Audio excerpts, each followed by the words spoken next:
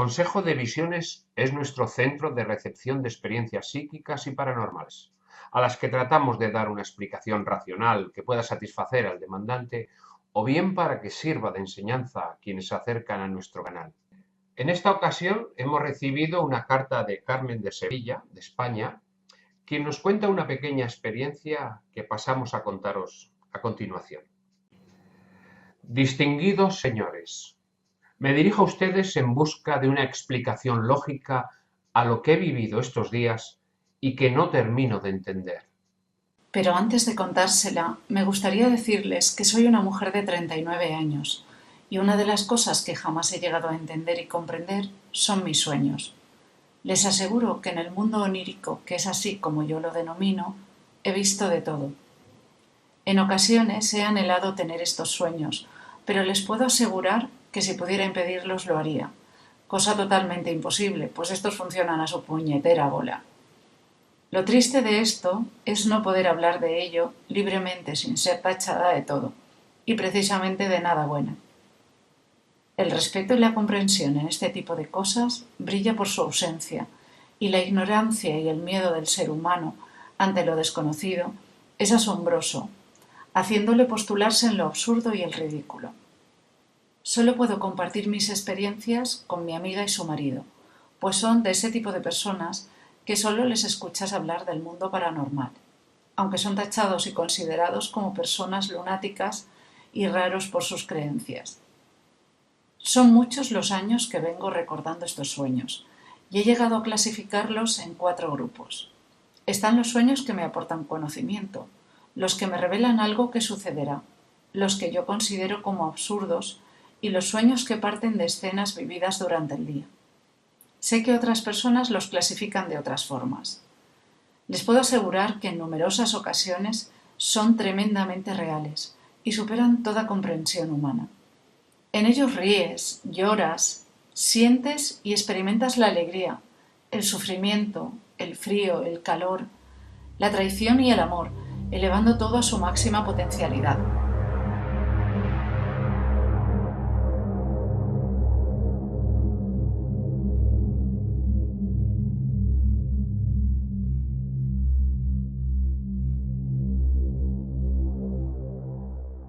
Quizás lo que más me sorprende es ver cómo algunos sueños se materializan en la realidad.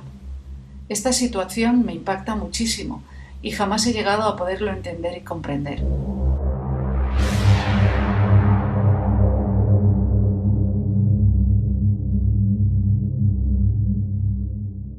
Jamás he permitido que mis sueños marquen mi vida.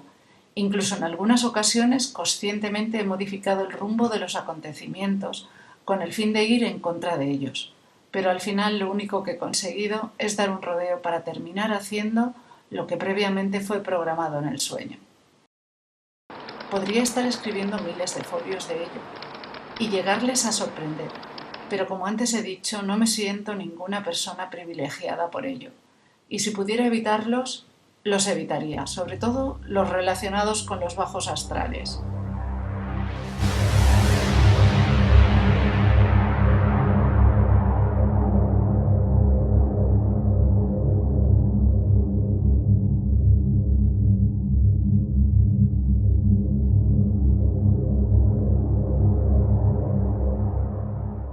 Esta es la experiencia que por su realismo quiero compartir con ustedes y pedirles si pueden que me den una explicación al respecto. Mi hermano tiene 56 años y por varias razones, una de ellas el tabaco, padece severas crisis de salud. En este caso tuvimos que ingresarle por un problema respiratorio grave, que nos hacía temer por su vida. Una vez en el hospital, y seguramente por la falta de oxígeno, mi hermano alteró su comportamiento con una conducta agresiva, síntoma de ausencia de conciencia cerebral. Toda la familia estábamos preocupados por ello, y más cuando el propio médico nos dijo que si hubiésemos tardado más tiempo en llevarle, mi hermano hubiese pasado por serias dificultades. Al día siguiente experimentó una gran mejoría que sorprendió a todos, incluido a los propios médicos. Nadie esperaba tal recuperación, y los médicos nos dijeron que dentro de su gravedad sí les sorprendía tal mejoría, que tendríamos que esperar 24 horas más para ver su evolución. La noche de ese mismo día la pasé junto a mi hermano en el hospital, pues tenía puesta la sonda y la mascarilla de oxígeno. En la noche sufrió un episodio difícil de explicar. Se alteró violentamente y no atendía a razones. Comenzó a saltar de la cama, a quitarse la sonda y la mascarilla de oxígeno, alterando gravemente el orden y el silencio del hospital, imaginándose situaciones irreales. Por otro lado, no era posible sedarlo o sujetarlo a la cama, porque corría el riesgo de parada cardíaca y temían que al hacerlo su comportamiento se podría volver aún más violento. Al día siguiente y dentro de la gravedad, los médicos, con consentimiento de la familia, permitieron que nuestro hermano marchara a casa con tratamiento, con el fin y la esperanza que al encontrarse en el hogar se tranquilizara y esto repercutiera muy favorablemente en su mejoría. Pasaron 2 días y toda la familia estábamos expectantes y alegres por la recuperación tan espectacular que estaba teniendo. Eran las 8:35 de la mañana del día siguiente cuando me despertó el sonido de mi móvil. Se trataba de un mensaje que me informaba del estado de mi hermano. Me levanté de la cama y comencé a recordar con total nitidez y detalle el sueño que acababa de tener. En dicho sueño, una voz sonó en mi mente diciéndome: Su mejoría viene dada por estar internado en una clínica virtual. Estúdialo. Durante escasos segundos se me permitió ver dicha clínica, donde existía una clave para acceder a ella. Enseguida relacioné la mejoría de mi hermano con la experiencia onírica que había tenido. Mi hermano habría sido llevado y tratado en una clínica virtual. La cuestión de todo ello es que el personaje que me visitó en el sueño me dijo que la estudiara y que me fijara en su clave de entrada. Como puede comprender, mi escepticismo es grande, y más cuando mi hermano volvió a retroceder. No tengo ni idea de lo que es una clínica virtual, y menos de una clave de acceso. En los 3 días siguientes estuve dándole vueltas al tema, y más cuando la voz me dijo que lo estudiara. Me lo tomé como un reto personal. Hablé con mi amiga y ella tampoco me dio una respuesta convincente. Al tercer día volví a soñar. En esta ocasión me encontraba sola en una especie de cueva. No había a nadie. Sus paredes eran lisas de mármol oscuro. La estancia estaba vacía, exenta de adornos, me resultaba un lugar frío y nada acogedor. De repente escucho una voz que me dice: la clave es solar. Frente a mí aparece una puerta semejante a la de la película Stargate, pero en vez de ser circular, era ovalada. A mi derecha vi una especie de atril con un teclado encima. Siento el impulso de marcar en el teclado la palabra solar. Cuando marco la S y la O, veo como un rayo de luz vertical se forma en la puerta. Marco la L y la A y aparece otro rayo, en este caso horizontal. Ambos rayos forman una cruz sobre la puerta. Entonces comienzo a pensar que ¿para qué necesito la letra R? ¿Qué me queda por marcar? Pasan escasos segundos y mecánicamente pulso en el teclado la R. Veo cómo se forma un círculo luminoso encima de la intersección de las 2 líneas, abriéndose la puerta de luz. Empiezo a caminar en dirección a la puerta, la atravieso y me encuentro en un pasillo de luz donde no existen paredes ni suelo, pero yo puedo caminar sin temor a caerme. Recorro unos metros y llego a una habitación donde toda ella era luz. Veo monitores parecidos a las pantallas de plasma que conocemos en la Tierra, pero muchísimo más finas, y los colores que emiten en nada se parecen a los que yo conozco. Estas pantallas aparecen y desaparecen según son reclamadas mentalmente por los seres que allí se encuentran. Nunca veo definitivamente a nadie, pero sí siento su presencia. En una de las pantallas me fue mostrada una especie de gráfico que yo relacioné con la carta natal de una persona. También pude ver una especie de camilla o cama flotante, pero no vi ningún anclaje que saliera de ella. Comencé a analizar lo que estaba viendo y llegué a la conclusión que me encontraba en una especie de sala de sanación, pero perteneciente a otra dimensión totalmente desconocida para mí.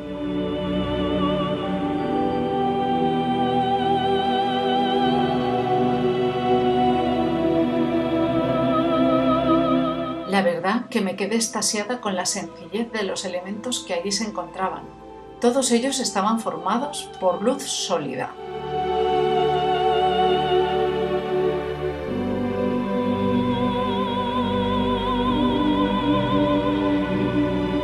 Antes de abandonar el lugar, una pantalla grande se iluminó delante de mí. De ella salió un ser de luz con 3 batas que me entregó.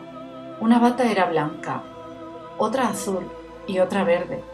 Rápidamente recordé que años atrás, en una regresión que me hicieron, vi la misma imagen donde también un ser me entregaba las mismas batas. Con una paz infinita desperté en mi cama. Es tal la expectación que tengo debido a la persistencia de ese lugar en mi mente que he decidido dirigirme a ustedes por si pueden darme alguna explicación al respecto. Gracias por escucharme y espero con interés su respuesta. Con independencia de lo sucedido a su hermano, que esto sería una cuestión de profesionales, sí podríamos adentrarnos en el poder de la mente, con el fin de poder dar una explicación de lo que es una clínica virtual. Tendríamos que recordar al estadounidense José Silva, parapsicólogo que desarrolló a través de la percepción extrasensorial este tema.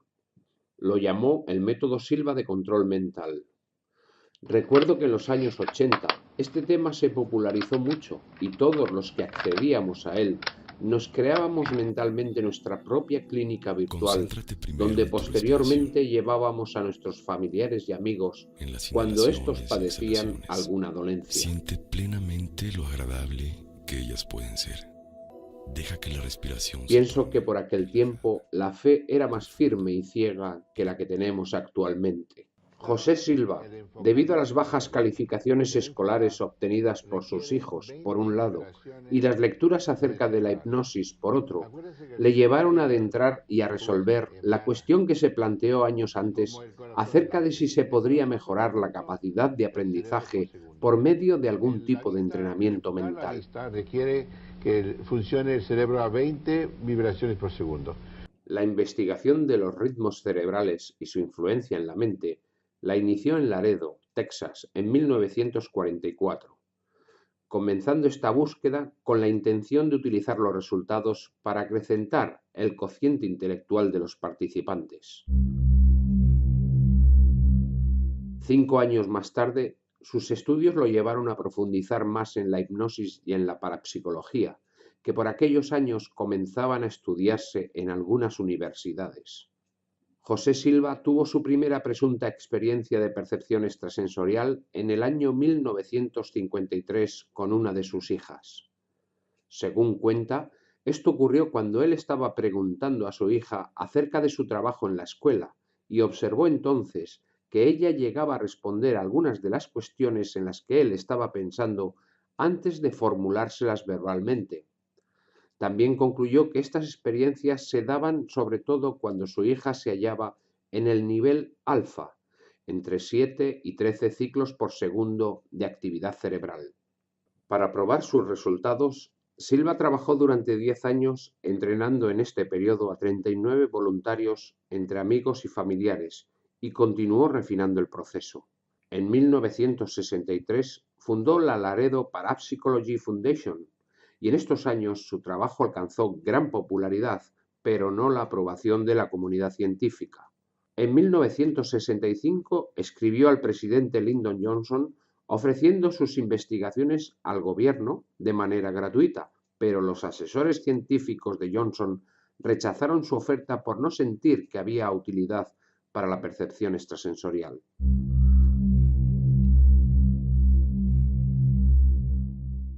En 1966 desarrolló su curso básico de control mental en 48 horas. Finalmente el método se popularizó por todo el mundo con resultados asombrosos experimentados por quienes seguían sus enseñanzas. El método combina la relajación del nivel alfa del cerebro, la mente creativa y la visualización. En dicho método la imaginación es igualmente decisiva. Uno de sus ejercicios, precisamente, era la creación de una clínica virtual, o un laboratorio que el aprendiz debía de crear y visualizar mentalmente, en un estado alfa. Dicha clínica no tiene un patrón fijo, cada uno la imagina como quiere. Lo que sí es importante es no cambiar el patrón establecido, es decir, hay que crearla y visualizarla siempre igual, mejorándola si es preciso, pero la creación mental debe ser sólida y perfectamente registrada en la memoria.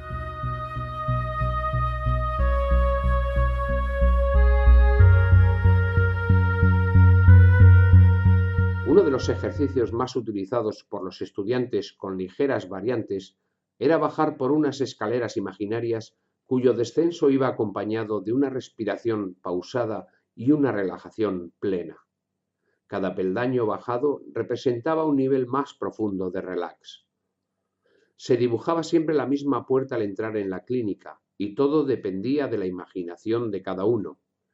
Se podía crear una camilla, un laboratorio, unas estanterías con medicamentos, un aparato de rayos X, una mesa de despacho, unos libros de consulta y otros tantos elementos que ayudarían al estudiante a establecer el diagnóstico preciso y la curación posterior.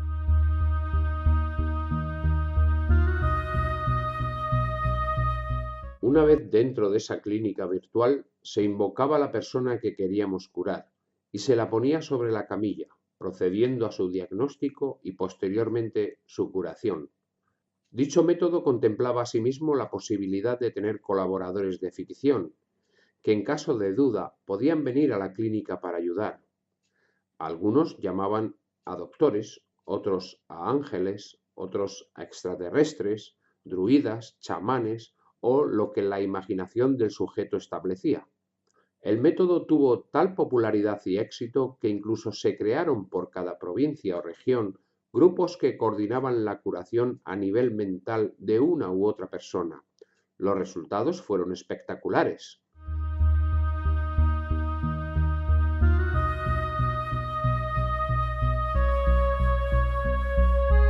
El cerebro humano tiene tal potencial y tal poder que simplemente utilizando un pequeño porcentaje del mismo se puede conseguir resultados que podríamos calificarlos de verdaderos milagros.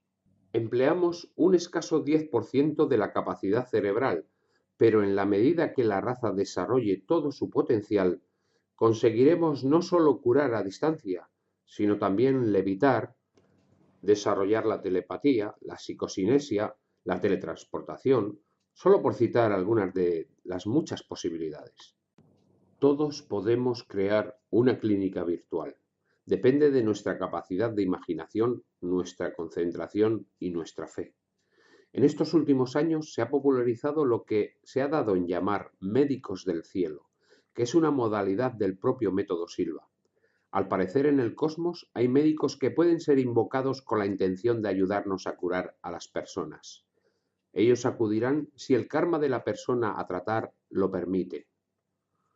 Lo que José Silva descubrió es algo que desde el principio de la historia del ser humano reside latente en nuestro cerebro con un potencial extraordinario. Hasta aquí lo que sabemos y conocemos.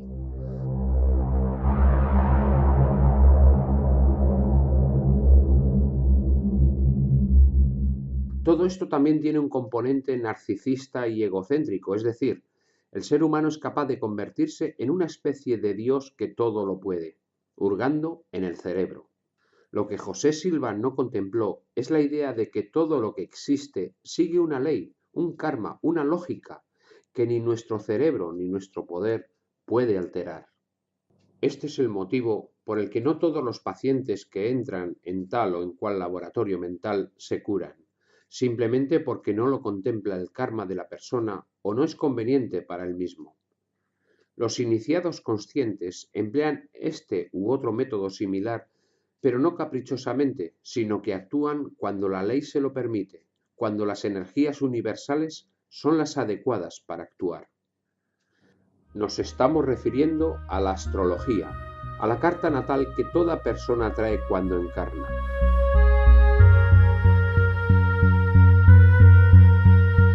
Cuando sondeamos al paciente, contemplamos su carta natal y vemos enseguida cuándo es el momento para actuar. Esto es, cuando los planetas disponen de la máxima energía para obrar la curación.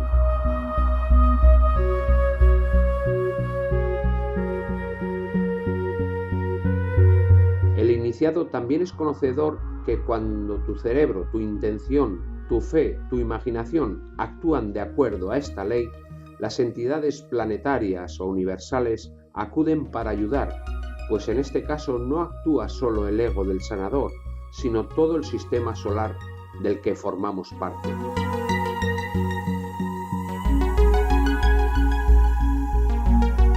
Esta es la clave, José, que necesitabas conocer, y que ese ser que apareció en tu sueño te citó. Cuando el ser humano sea capaz de romper las cadenas de su egocentrismo, contemplando que todo sigue un ritmo, una ley y un orden, comenzará a utilizar no solo el potencial de su propio cerebro, que es mucho, sino el infinito poder de la suprema inteligencia. El método Silva de control mental está perfectamente explicado en miles de libros editados al respecto y se puede encontrar en la red en la modalidad de libro electrónico totalmente gratis. Pero, ¿quiénes son los médicos del cielo? Existe un viejo artículo que quizás arroje luz sobre este tema o en todo caso puede hacernos soñar con un encuentro mágico con estos curanderos cósmicos. La historia que vamos a contar es extraña. Este relato puede parecer increíble, pero nadie hasta ahora ha conseguido encontrar un argumento aceptable para oponerse a las afirmaciones emocionadas y claras de Nasra Abdal-Kami, una mujer egipcia que tenía 36 años.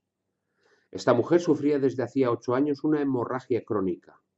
Había salido hacía algunos meses del hospital de la Universidad de Alejandría después de que los médicos se declararan impotentes para cuidar su caso.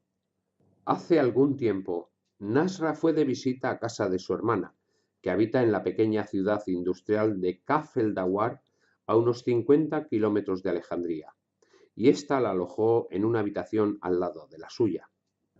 Hacia las 3 de la mañana, la familia de Nasra fue despertada por gritos de dolor. Acudieron enseguida a su habitación, pero la encontraron vacía. Un gemido ahogado los dirige hacia la cocina. Allí vieron a Nasra tendida sobre una mesa, presentando heridas en el abdomen, así como medicamentos. Todo a su alrededor estaba manchado de sangre.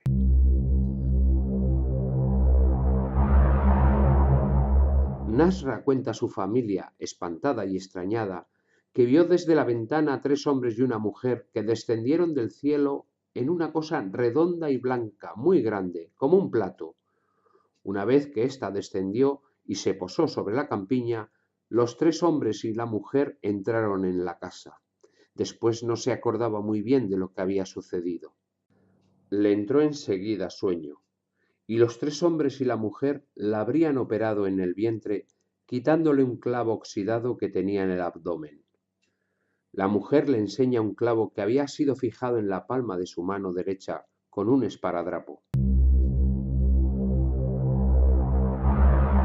La familia se dio cuenta enseguida de que Nasra había sido efectivamente operada y cuando la policía acudió acompañada de los médicos del hospital de Alejandría, reconocieron que se trataba de una operación de cirugía excepcional y moderna. Los médicos quedaron estupefactos por la costura de la herida que había sido realizada con un hilo especial y con un método ultramoderno. Lo más extraño de este asunto es que la hemorragia de Nasra había cesado totalmente. Los médicos egipcios que conocían bien el caso confirmaron que Nasra había sido operada y curada.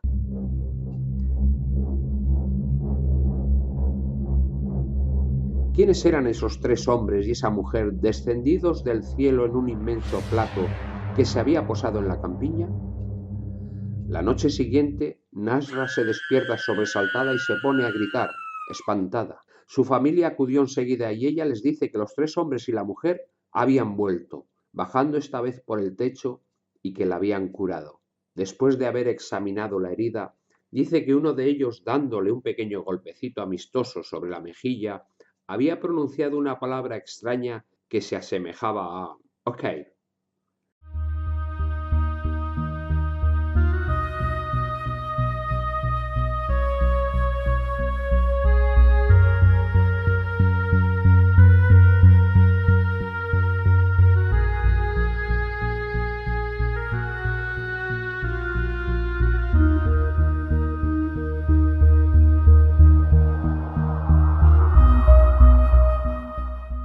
noticia de Nasr Abdali al-Kami fue publicada en el periódico La Sicilia el 15 de agosto de 1970 en Italia.